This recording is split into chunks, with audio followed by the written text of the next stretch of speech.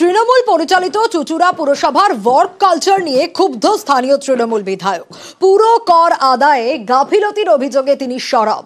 আর ইনি মঙ্গলবার পুরসভার আধিকারিকের সঙ্গে বচসাতেও জড়ান। বিধায়কের ভূমিকায় অসন্তুষ্ট চুঁচুড়ার প্রধান। তার দাবি, বিধায়কের এখতিয়ারে পুরসভা পড়ে না।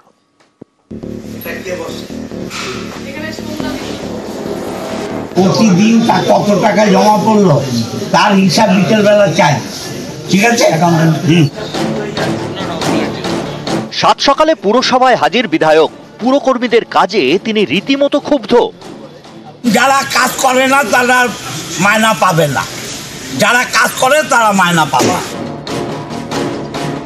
হুগলির চুঁচুড়া, এখানকার তৃণমূল বিধায়ক অসিত মজুমদার মঙ্গলবার সকালে আচমকা তিনি চুঁচুড়া পুরসভায় হাজির। তখনও পুরসভায় অনেক কর্মীর দেখা নেই। এ নিয়ে চটে যান তৃণমূল বিধায়ক। খাতা ওখানে দিয়ে সব খাতা যাও, খাতা এখানে একটাও রাখবে না। খাতা কে রাখতে বলেছে এখানে? আরে এরা যদি টাইমলি না আসে তাহলে সই যারা করবে তারা টাইমলি কেন আসবে? পুরসভার হিসেব রক্ষকের খোঁজ করেন বিধায়ক। অ্যাকাউন্টেন্ট এসছে না, পুরো কর আদায় নিয়ে কড়া নির্দেশ দেন। আপনি বলবেন যে প্রতিদিন কত টাকা জমা পড়লো তার হিসাব বিকেল বেলা চাই। ঠিক আছে, অ্যাকাউন্টেন্ট।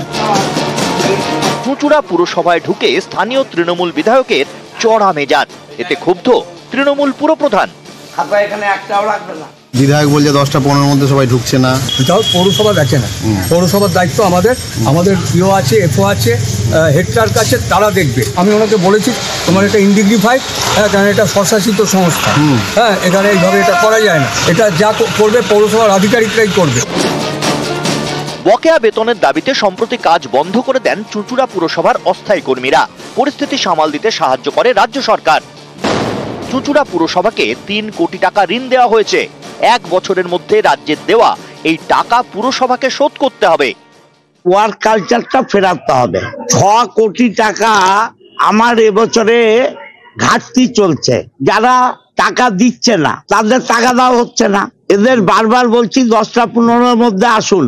বারবার কর্মচারীরা স্ট্রাইকে যাবে আর বারবার চিফ মিনিস্টার টাকা দেবে, এটা তো হবে না।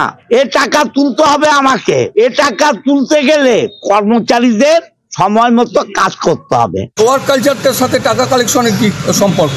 টাকা কালেকশন, যারা বিভিন্নভাবে টাকা পাওয়া যায় তারা টাকা সেই কালেকশন করে, কিন্তু টাকা বাইরের লোক কালেকশন করবে না। হুগলি থেকে সোমনাথ ঘোষ, নিউজ 18 বাংলা।